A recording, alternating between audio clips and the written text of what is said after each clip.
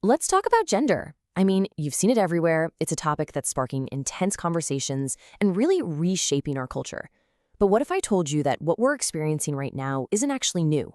We're going to break down a really fascinating psychological paper today that suggests we're all part of this ancient, powerful process, a way human societies have always learned to grapple with big, challenging new ideas.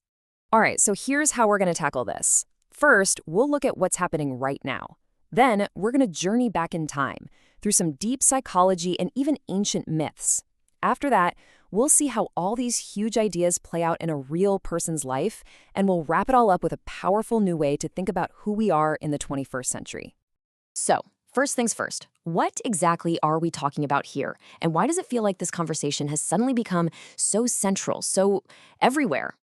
The paper we're digging into kicks off with this one perfect word, mercurial. You know, like the element mercury, it's fluid, it's unpredictable, it's hard to hold on to, and that just nails the conversation around gender today, doesn't it?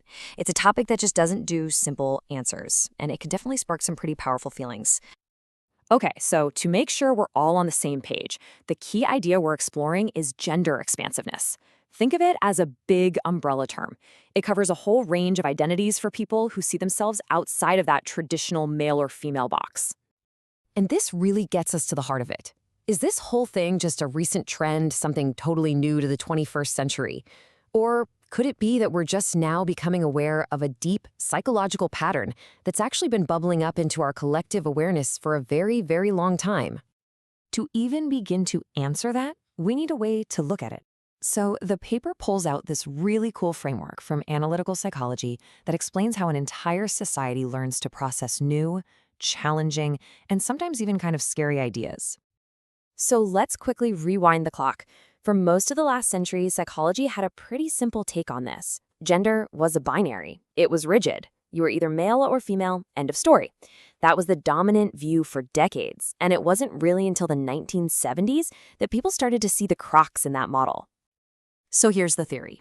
The author says we're in the middle of a massive cultural process of humanizing an archetype. Here's how that works. First, a powerful ancient idea, an archetype, starts to bubble up from what's called the cultural unconscious. You can think of that like a society's shared dream. And at first, this new idea can seem really strange, maybe even threatening. But then, through our stories, our art, our conversations, the culture slowly starts to work with it, to understand it, and eventually, to make it part of the normal landscape. Now, this word, transgressivity, from the psychologist Carl Jung, is absolutely key. It helps explain why the reactions can be so intense. An emerging archetype feels disruptive because it transgresses. It crosses over and challenges these really deep, collective boundaries we all have about how the world is supposed to work. It shakes things up for everyone, not just one person. But here's the thing. This whole process of trying to make sense of gender fluidity, it is absolutely not new.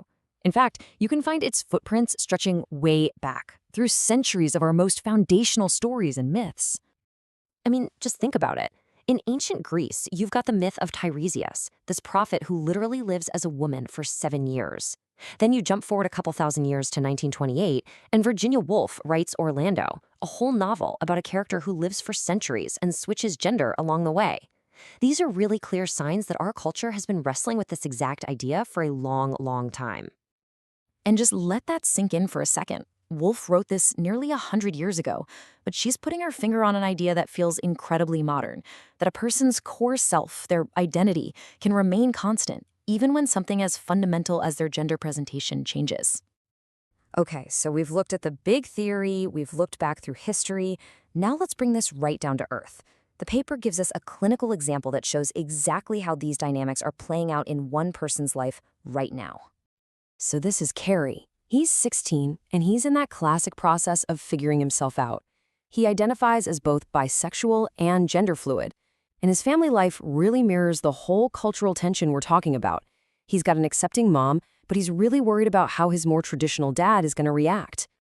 And listen to what Carrie says, because this is the real light bulb moment. His dad could get his head around the sexuality part, the bisexuality was okay. But the idea that gender itself could be fluid, that was the transgressive part. That was the piece that really shook up his dad's view of the world. Carrie's story really drives home why those old, simple binary models just aren't cutting it anymore. And this leads us to the paper's biggest proposal, a totally new metaphor for how we can understand the human mind. And look, this isn't just about a few isolated stories. The data is really clear. Research from Pew shows that over 5% of young adults in the US now identify as trans or non-binary. That's a huge demographic shift, and our psychological models have to catch up. Now, a topic that often comes up is detransition. But a major study out of Stanford found something really fascinating. For more than 80% of people who did detransition, the reason wasn't that they regretted it. No, it was because of intense external pressure from family, from society, from their job. So, when you put all this data together, it points in one clear direction. That 20th century model of the mind, built on these rigid black and white opposites, it just doesn't map onto our reality anymore. We need a new model that moves from opposition to a continuum, from rigid to fluid. And this is it.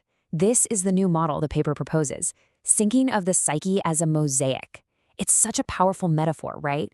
Instead of a simple black and white picture, imagine this beautiful artwork made of countless unique pieces.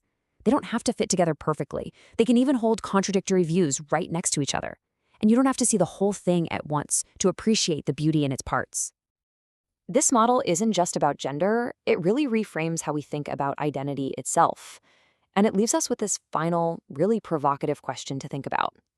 If we are all mosaics, made up of all these countless different pieces, what other parts of ourselves are just now beginning to come into the light, waiting for us to finally see them?